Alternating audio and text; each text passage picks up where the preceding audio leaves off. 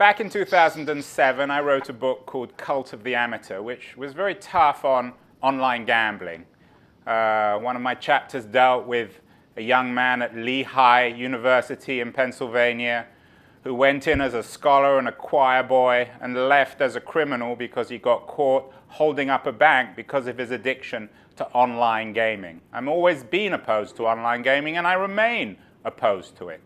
So I thought it would be very interesting to have on the show today Richard Bronson, who is the founder and chairman of US Digital Gaming.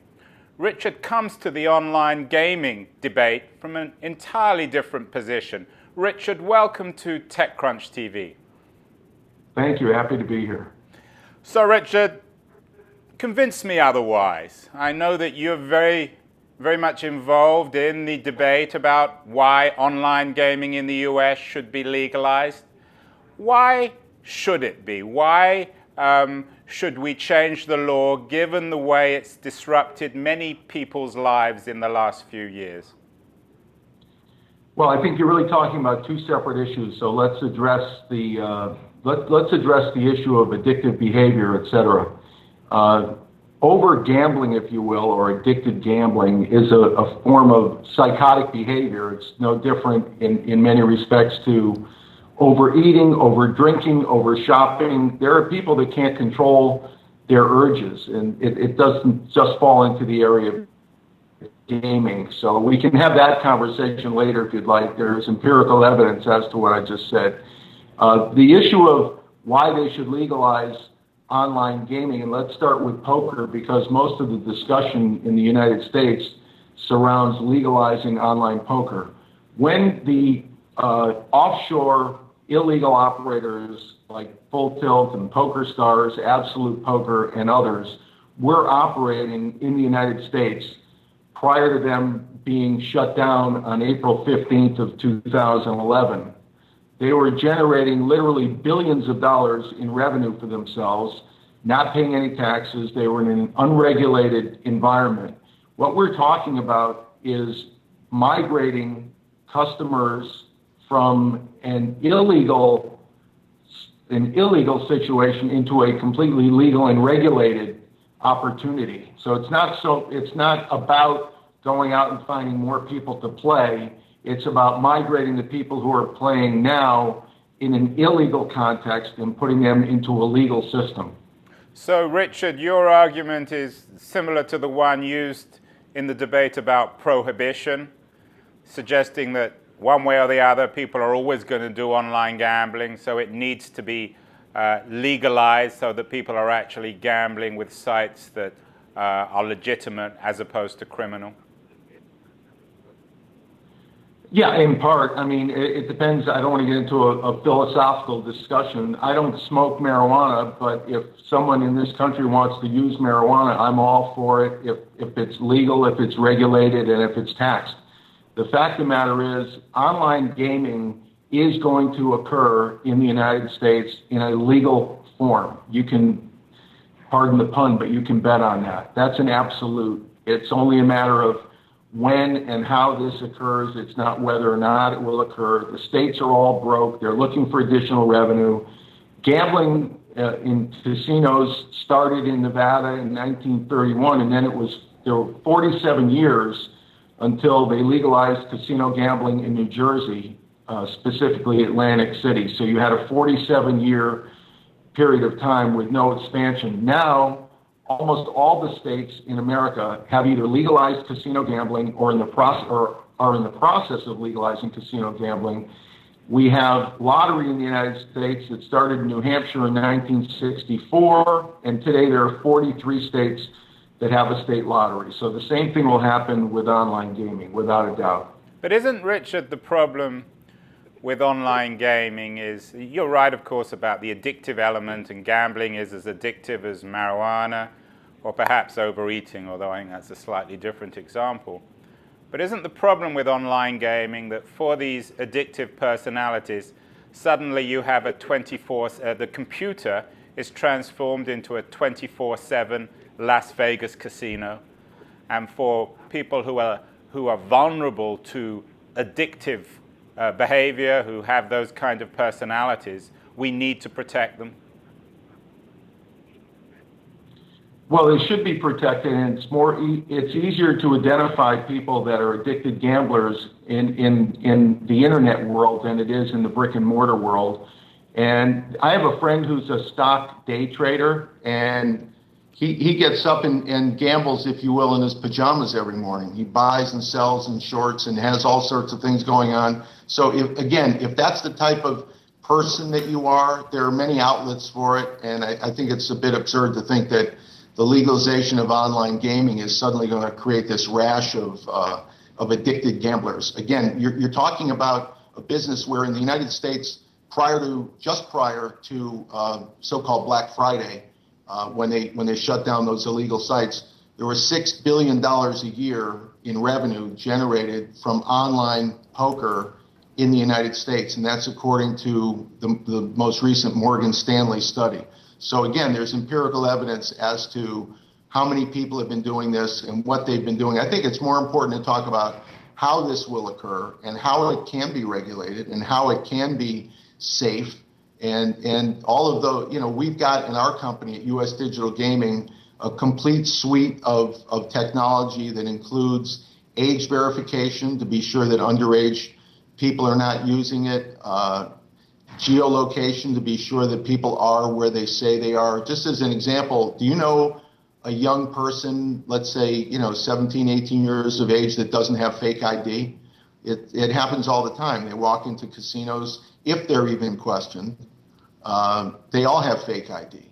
In the internet's world, we are going to know everything about the person. You will have to, in essence, register. You will have to have a license to play. So I would argue that the likelihood of someone abusing that is a lot less likely in the internet space than it is in the, as I refer to it, the brick and mortar space, the existing land-based casino space.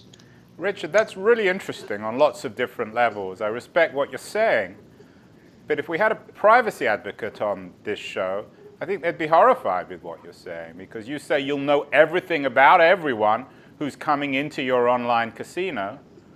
What does that mean in terms of how we can trust you? After all, this information is extremely sensitive. Many people who gamble online don't want other people to know what they're doing. Yeah, well, the same thing applies. The same thing applies in various forms of commerce in the United States. It's the most important thing is the probity and the safety of how this is going to be regulated. We have legal online gambling in the United States now through advanced deposit wagering horse betting systems. There are 3 ADWs, if you will, that currently operate in the United States where people actually register to play. I have an account with 2 of them, and by the way, it works, and it works safely, and the government collects a tax. Look, we look at this a lot like what happened with Napster and becoming the forerunner to iTunes. Napster was created, if you will, online where people were able to steal music. No one was getting paid properly. What I mean by that is that the artists weren't collecting a commission, the publisher wasn't getting a royalty, the government wasn't collecting tax. When the government finally shut those operations down, it led to the advent of iTunes, where today for roughly $1 or $1.29, you can buy any piece of music that you would like. And the government collects a tax on it, and the artist gets paid, and everybody's fine with it. So it comes back to what I was saying earlier. We know that people play poker online in the United States. Of that, there's no doubt. There's no argument. As to exactly how it would be regulated, exactly what states would require in terms of having someone be registered to play, that is to be determined. The states are all looking right now at crafting regulations, and some states, just as states have different regulations in the land-based casino business. What I was suggesting is this business needs to be a highly regulated business. It must be highly regulated so that everyone is protected. Currently, with the offshore operators, people have been putting credit cards into a system. They have no idea where that credit card is going. They have no idea as to the probity of the people that have the information. So I trust that our government will create a set of regulations that everyone will be comfortable with. Well, I couldn't agree with you more, Richard, in terms of regulating this industry. So finally, where are we in terms of legislation? What are you in favor of?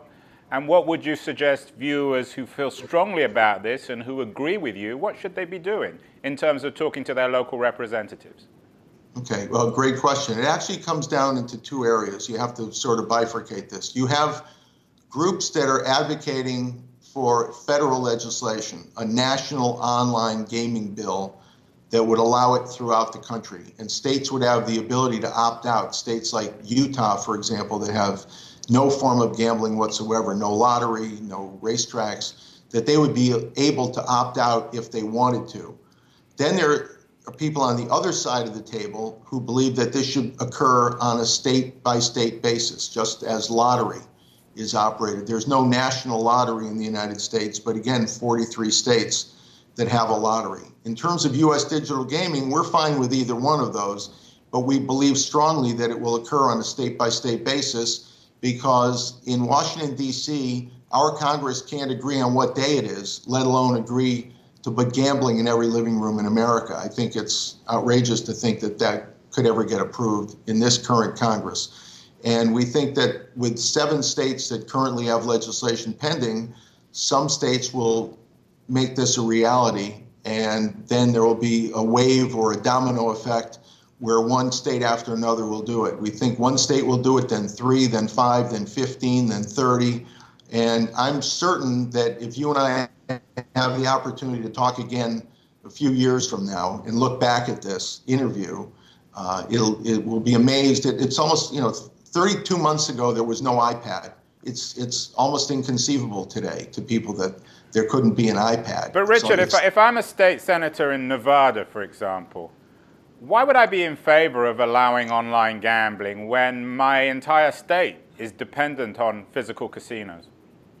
Because you should be in favor of it for a number of reasons, not the least of which is you can generate significant tax revenue for the state. But more importantly, there is, again, direct evidence that we can drive additional customer traffic to the existing casino by joint marketing between the online and offline world. You can have tournaments that start online and culminate at the physical casino, televised, etc. You can offer people certain opportunities, premiums, sign up for our online poker site, get a free weekend at the hotel, or get a dinner at the hotel.